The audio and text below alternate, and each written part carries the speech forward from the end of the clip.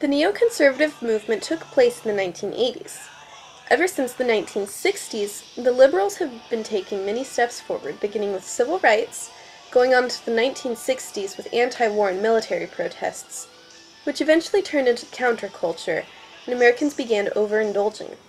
Overindulgence led to an overall decrease in morals, which included excessive sex and use of drugs. Finally, in the 1970s, President Carter took the last stand for the liberals, pushing the conservatives over the edge. After Carter, even Democrats were sick of themselves. The neoconservatives, however, had four main points. First was the size and imbalance of the government. Next came the deregulation of the economy. Then the moral values in America, which had steadily been slipping, and then greater military spending. Obviously, the neoconservatives needed a representative. By the time the election rolled around, their nominee actually took 90% of the electoral votes. Who was this nominee, you may ask? Former actor Ronald Reagan. In his inaugural address, Reagan said, "Government is not the solution to our problem, government is the problem." Government needed to be balanced out. Government problems included high taxes, a high inflation and unemployment rate, and high deficit spending. Reagan started by decreasing the taxes on the rich by about 34%, giving them about $24,000 more a year. At the same time, he decreased the taxes on the lower class by only 15%, giving them only $600 more a year. In doing so, the rich would spend more money, and eventually the money would trickle down to the lower class. This was known as supply-side economics. Supply-side economics helped the rich get richer. As a result, the wealthy could spend more money. At the same time, Reagan deregulated the stock market so businesses could spend their money more freely. Rules were no longer enforced and unions no longer supported. In some companies, work became more difficult, and in many cases, both parents of a household had to work to earn enough money. Deregulation was still a benefit, however, because prices lowered due to the competition in business. Reagan cut government spending not only in business deregulation, but also for programs for the poor such as welfare, but he increased the military spending.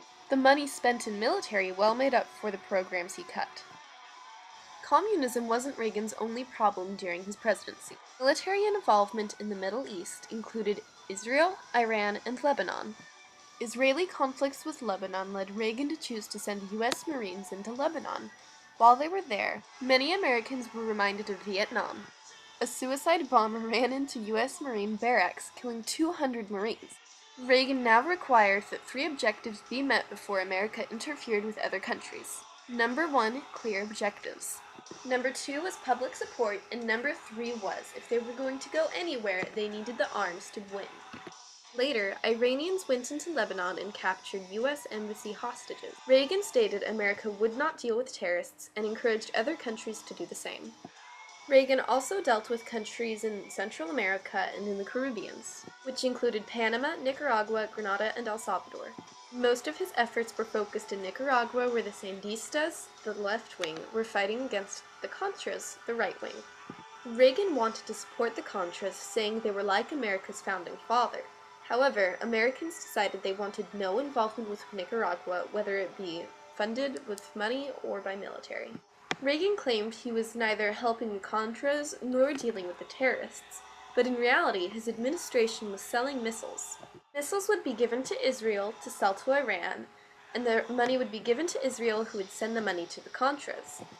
Reagan was not behind the actions, however his words were. He had said that he wanted anything done to help the Contras and save the hostages. Concerning the Cold War, Reagan had zero tolerance for communism. As a result of this, the Cold War ended shortly after his presidency. The success was more to economy than anything else. Reagan's plan was to restart the arms race. America had a greater economy, so we were able to build more weapons and work harder on defense.